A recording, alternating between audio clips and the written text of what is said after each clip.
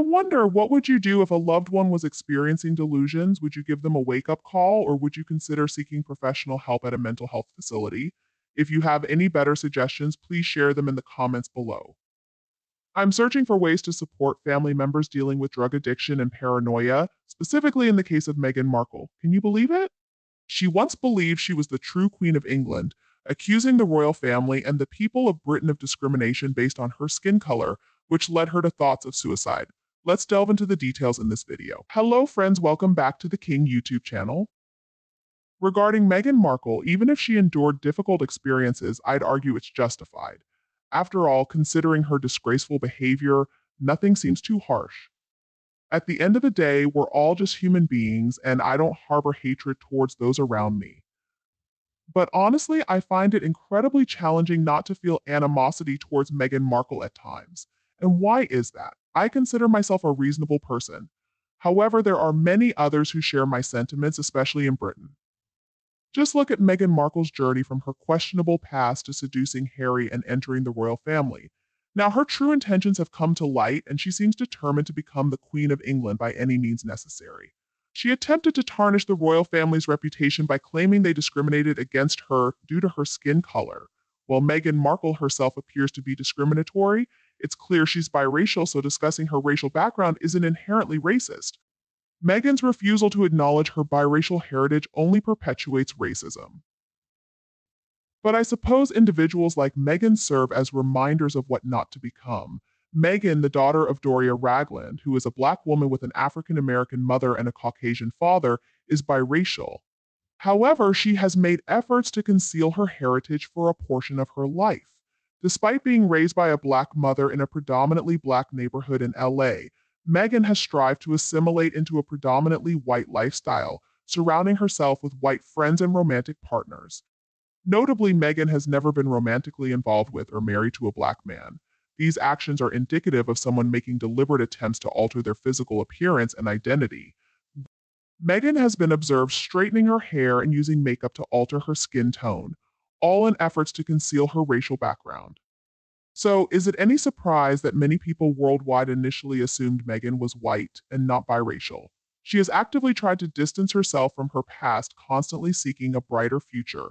However, the problem lies in her convoluted deception and evasion. Her lies and deceit extend to downplaying her own racial heritage, immersing herself in a predominantly white world and claiming to be white until her heritage can no longer be ignored.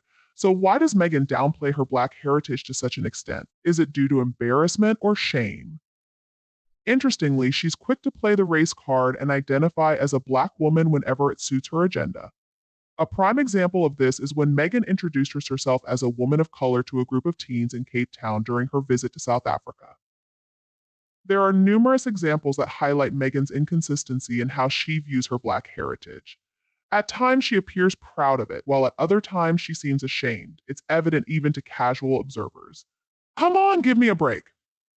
Meghan Markle can only be considered a queen in the fantasy land that exists in her mind, a place where her devoted followers adore her and elevate her beyond reality. If Meghan truly aspired to become a queen, perhaps she should have married the heir. Oh, but wait a minute, he wanted nothing to do with her. The chances of this narcissistic imposter ever becoming queen are slim to none.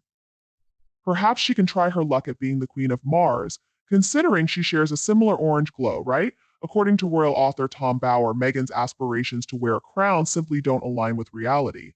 No matter how much she flaunts her title of Duchess of Sussex, this deceitful social climber will never reclaim her position. Bower has drawn sharp and interesting comparisons between Meghan's ambitions and those of Catherine, the Princess of Wales. While Catherine is destined to become queen one day, Meghan lacks the qualities and popularity needed to succeed within the royal family. It encompasses an impeccable reputation and widespread acceptance by the people. Essentially, Catherine embodies everything Meghan Markle can never be. She exudes class, dignity, and beauty. In the words of Tom Bower, Catherine is radiant, successful, and beloved everything Meghan aspired to be. If Meghan truly wants to affect change, she must first reconnect with the people she distanced herself from in the first place. But that's highly unlikely with a charlatan and imposter like her. Meghan Markle epitomizes hypocrisy with her pretense and theatrics. Forget about black and white, she is a wolf in sheep's clothing. This brings me to another topic, the invisible children. I can't shake the feeling of uncertainty about whether these kids are truly theirs or if they even exist. It's possible they do have two children, perhaps born with darker skin, and Meghan's embarrassment led her to hide them away. If that's the case, they're terrible parents. True parents love their children unconditionally, regardless of skin color or any disabilities they may have. Yet they constantly accuse others of racism while possibly displaying it themselves towards their own children. This suspicion isn't unfounded given Meghan's character. She prioritizes making money above all else, so she may fear criticism of her children's skin color affecting her financial gain. In reality, though, people don't harbor ill feelings towards the kids it's Meghan and Harry we resent. Let's not assume others share Meghan's nastiness. Meghan Markle doesn't even deserve to be compared to Catherine. Catherine will be an exceptional queen in every aspect, and I eagerly await her full recovery and return to her duties, stronger than ever. The biggest disparity between the two women is that Meghan will stoop to any level, even inciting racial tension, to achieve her selfish goals. It's true that people often desire what they lack, but Meghan's disdain for her Black heritage is evident. She goes to great lengths to appear white, having bleached her skin, worn wigs, and straightened her hair. However, it's not her skin color we take issue with, it's her character. Meghan is a narcissistic manipulator who may benefit from psychiatric help instead of excessive beauty treatments.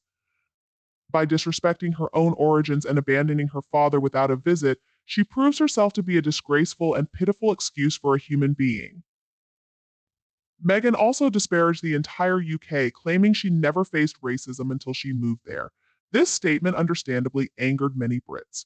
Who committed the wrongdoing before marrying Harry?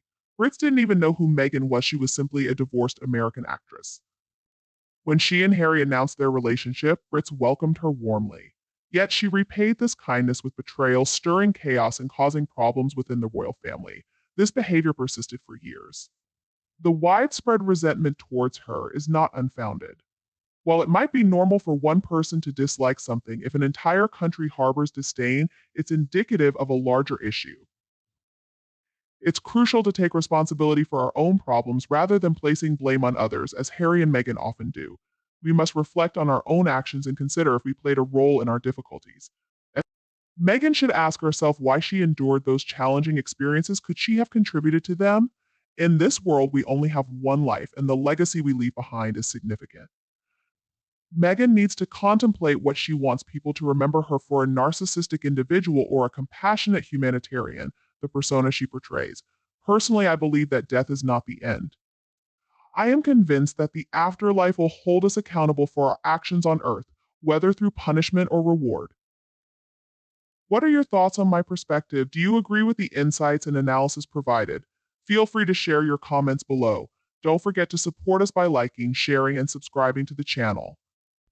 Goodbye for now, and I'll return to engage with you in future videos on the King YouTube channel.